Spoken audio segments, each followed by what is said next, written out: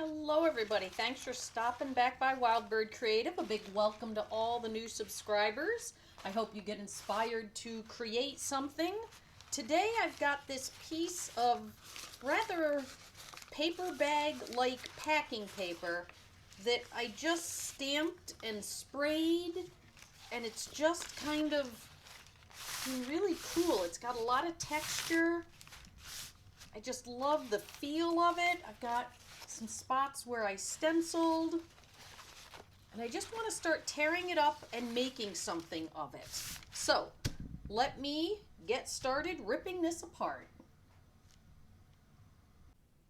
Okay everybody, I've got some of my pieces here. Here are a couple strips from that large piece of brown paper that I showed you.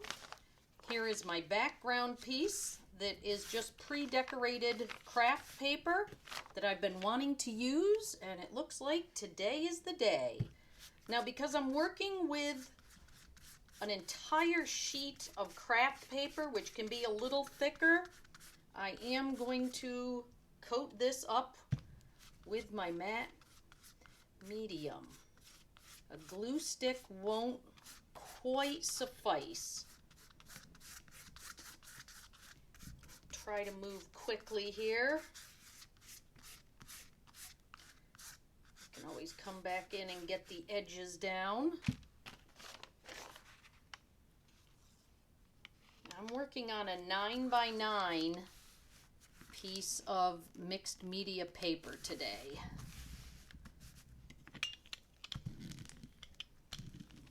I'm just going to use my new to me brayer to get that center part really stuck down, get any kind of bubbles out, and then I can come back and just put down some more matte medium along the edges, making sure to really coat it up.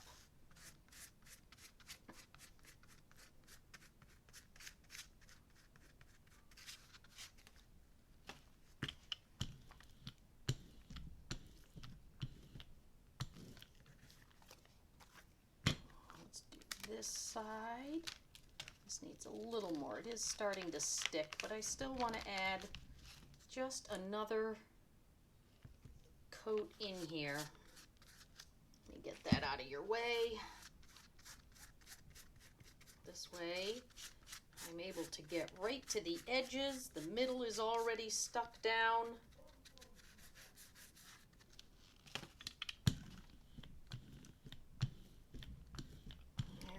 Go. Get these lovely little bubbles out, and even if there are still a few, as I'm pressing them down, they just add some more texture to the piece.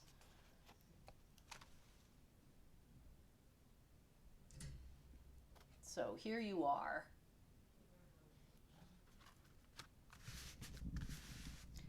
And I'm going to let that dry for just a couple minutes before I move on. Okay, we are dry enough to continue with this piece. Let's see, I've got just some really cool bits and pieces here. I've got to decide which way I want to do things. I think I want to do it that way. So I'll just start getting these pieces set down.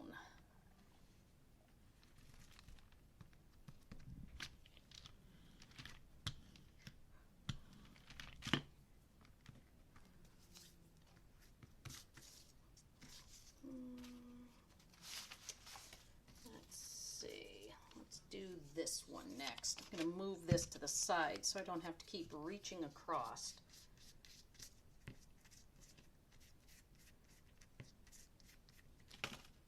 This is just a scrap of music. It's a nice ivory color. I think I'll put this underneath.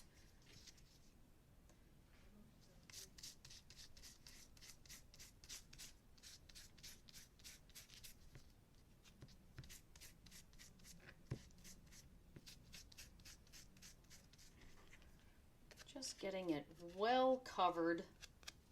And I'm going to tuck it underneath this one a little bit. Just because I want that little raggedy edge of music to stick out. Now this stencil image is one from Natalie's studio. I got it from Stencil Girl Products. If you search Kalbach, you can find all of hers that are there. She has a wonderful selection. Let's see. Let's get this guy put down. This is just a piece of German to English dictionary page.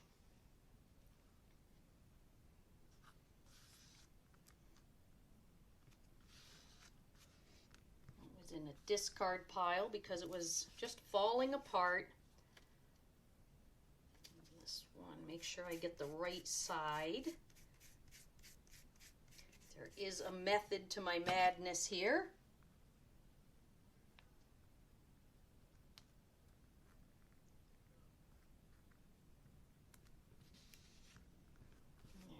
Go. Just adding just a nice pop of text. Now I've got my trusty piece of cardboard that I'm going to use next.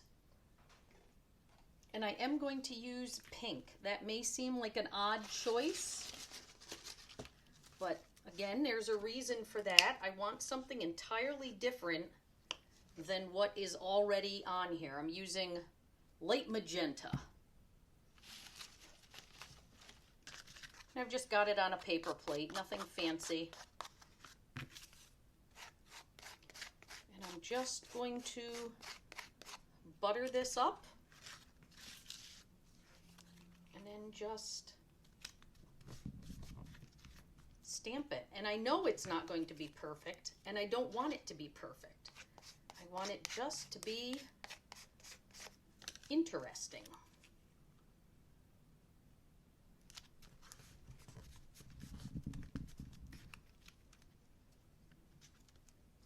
Plus, it's a different color than anything else on this piece so far, which is really kind of nice.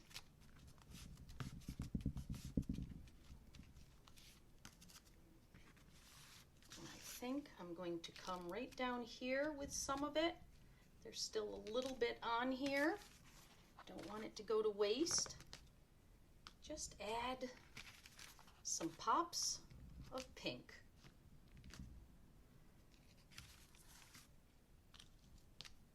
There we go.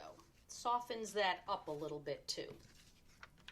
So, let me grab my much used paper towel here, and I'm just going to brayer this quickly, just to pick some of that up so that we can keep moving.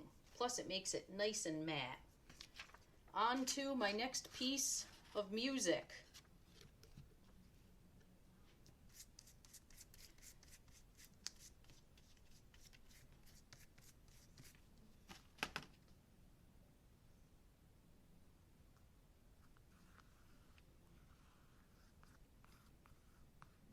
See how quickly it's coming together? I mean, it helps that I had a background already made. That is a big time saver. And I've got another little scrap of music.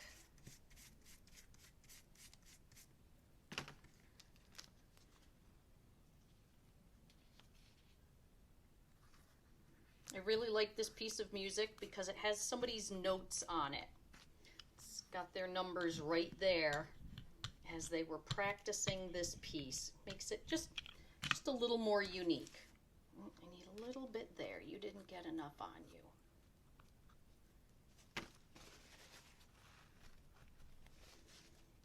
There we go. I want to put the word abundance right here at the bottom.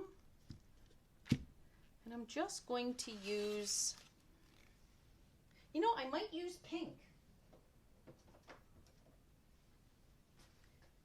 maybe that's really what I want across there. I was thinking black, but now that I'm looking at it, I really think the pink is going to bring it out the best.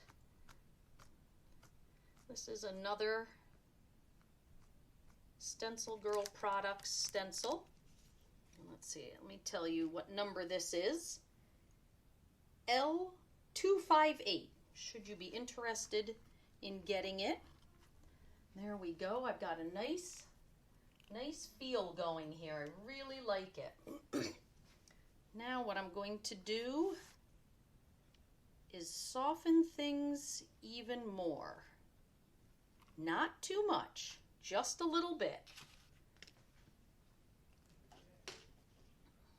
And I'm going to use, not my titanium white. Let's use Naples yellow.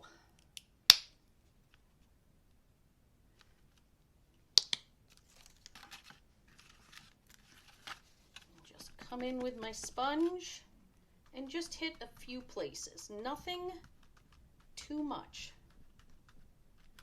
Just to add a little bit of interest here and there.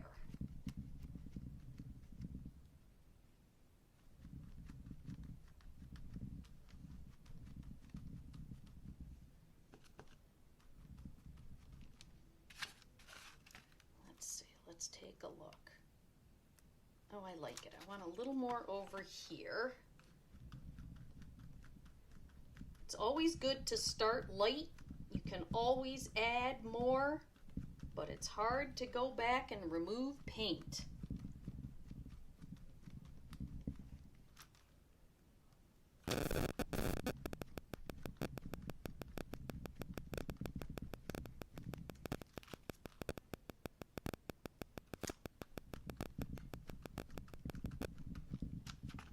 I'm just letting this run out as I go so that it ends up being even fainter.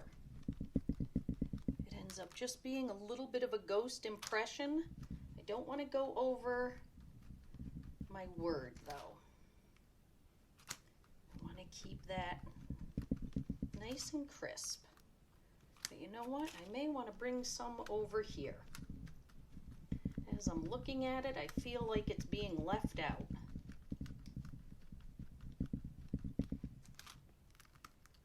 There we go.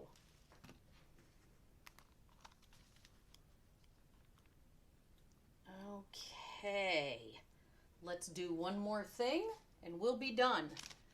My trusty potato bag. The best, cheapest thing you can have in your studio.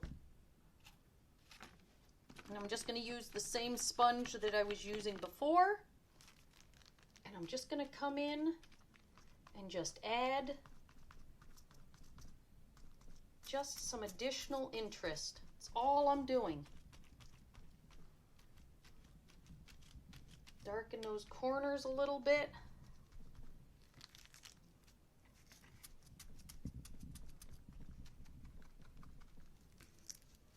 And it just makes a nice crosshatch. And because it's a potato bag, it's very irregular.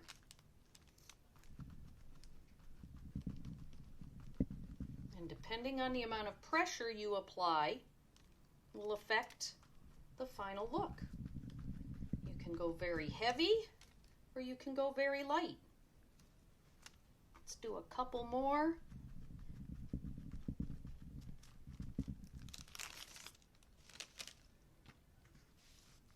Love it. I love how it's come together. Let's bring in the final touch. Just some metallic gold.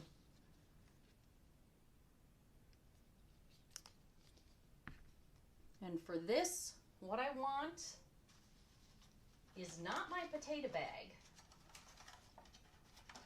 I want my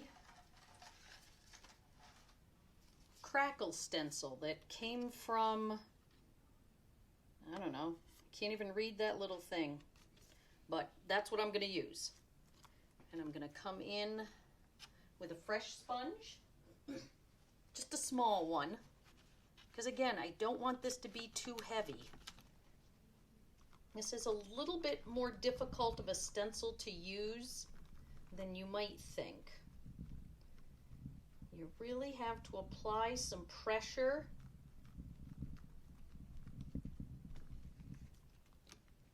to get the crackle that you want.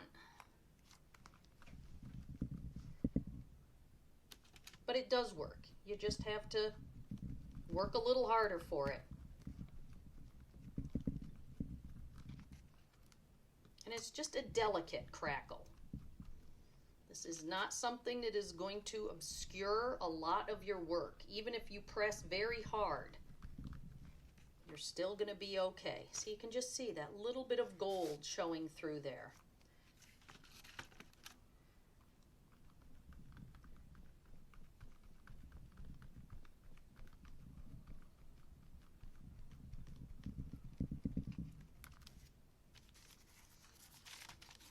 You can see the sparkle on that. Let me put a little bit just down here.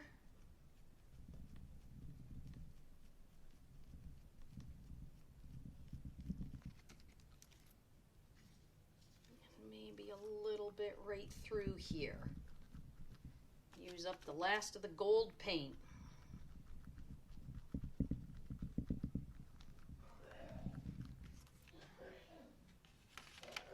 There we are, finished. I'm gonna grab my art crayon and just darken the edges a little bit more. This is a wonderful tool. It smudges beautifully.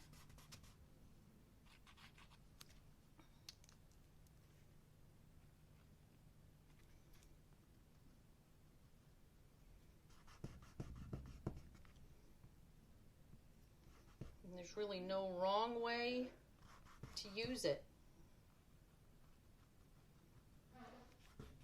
So it gives it a nice sooty, grungy feel. Blends in nicely with my kind of grungy theme here.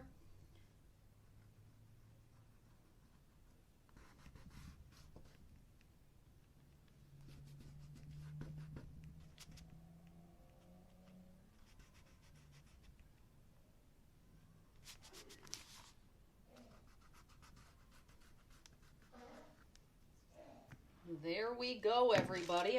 Before we go, though, I want to tell you that this one is a Kahlbach stencil, which you can also get on Stencil Girl products if you're interested in that. The words are also, but here's our finished piece. Look at that. I hope you can see the sparkle. Let me bring it up a little bit. I want to see what you're making. What's on your work table? What's in your journal? Share it, please. Tag Wildbird Creative. If you're on Instagram, tag Wildbird Creative Art. Let's all share and learn. Thanks for stopping by, Wildbird Creative. I hope to see you soon.